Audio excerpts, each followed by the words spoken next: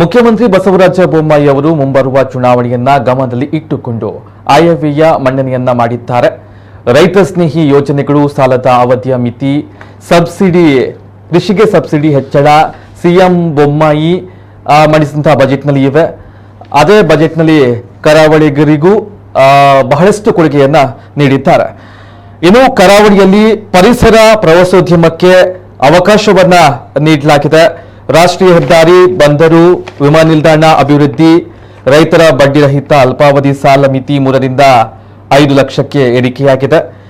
Kisan credit card ಹೊಂದಿದವರಿಗೆ ಭೂಸಿರಿ ಯೋಜನೆ, ಅತ್ಯಾಧುನಿಕ ಕೃಷಿ ಯಂತ್ರೋಪಕರಣ ಖರೀದಿಗೆ 50 ಕೋಟಿ ರೂಪಾಯಿಯ ನೆರವು, ಬೇಸಿಗೆಯಲ್ಲಿ ನೀರಿನ ಯೋಜನೆಗಳಿಗೆ 75 ಕೋಟಿ ರೂಪಾಯಿ ಅನುದಾನ, ಅಡಿಕೆ ಬೆಳೆ ಬಾಧಿಸುವ ರೋಗಗಳ ಸಂಶೋಧನೆಗೆ 10 ಕೋಟಿ ರೂಪಾಯಿ, ತುಮಕೂರಿನಲ್ಲಿ ತೋಟಗಾರಿಕಾ ಮಹಾವಿದ್ಯಾಲಯ, ಗೋ ಸಂಪತ್ತಿನ ರಕ್ಷಣೆಗಾಗಿ 290 ಸಂಚಾರಿ ಪಶು ಚಿಕಿತ್ಸಾಲಯ, ಚರ್ಮಗಂಟು ಜಾನುವಾರುಗಳ ಸಾವಿಗೆ ಮಾಲಕರಿಗೆ 55 ಕೋಟಿ ರೂಪಾಯಿ ಪರಿಹಾರವನ್ನ ನೀಡಲಾಗುತ್ತೆ.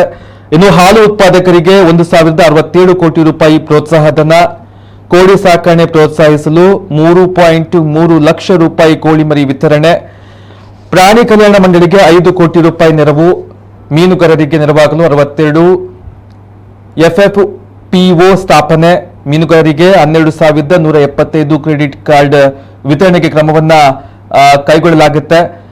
ಮೀನು ಮರಿಗಳ ದಾಸ್ತಾನನ್ನ ಪ್ರೋತ್ಸಾಹ ಮಾಡಲು 20 ಕೋಟಿ ರೂಪಾಯಿ ಅನುದಾನವನ್ನ ಈ ಸರಿ ಬಜೆಟ್ನಲ್ಲಿ ಮೀಸಲು ಇಡಲಾಗಿದೆ. ದೋಣಿಗಳ ಸುರಕ್ಷತೆಗಾಗಿ 17 ಕೋಟಿ ರೂಪಾಯಿ ಅನುದಾನ, GPS ವ್ಯವಸ್ಥೆ, ಮೀನುಗಾರರಿಗೆ 5,000 ಮನೆ ನಿರ್ಮಾಣಕ್ಕೆ ಕ್ರಮವನ್ನು ಕೈಗೊಳ್ಳಲಾಗುತ್ತೆ. ಆಳ ಸಮುದ್ರ ಮೀನುಗಾರಿಕೆ ಯೋಜನೆಗಾಗಿ ಮತ್ಸ್ಯ ಸಂಪದ ಯೋಜನೆಯನ್ನ ಈ ಬಾರಿಯ ಬಜೆಟ್ನಲ್ಲಿ ಮಂಡನೆ ಮಾಡಿರುವಂತದ್ದು. ಬೆಂಗಳೂರಿನ ಕಂಬದ ಕೋಣೆಯಲ್ಲಿ ಸೀ ಫುಡ್ ಪಾರ್ಕ್ ಅನ್ನು ರಚನೆ ಮಾಡಲಾಗುತ್ತೆ.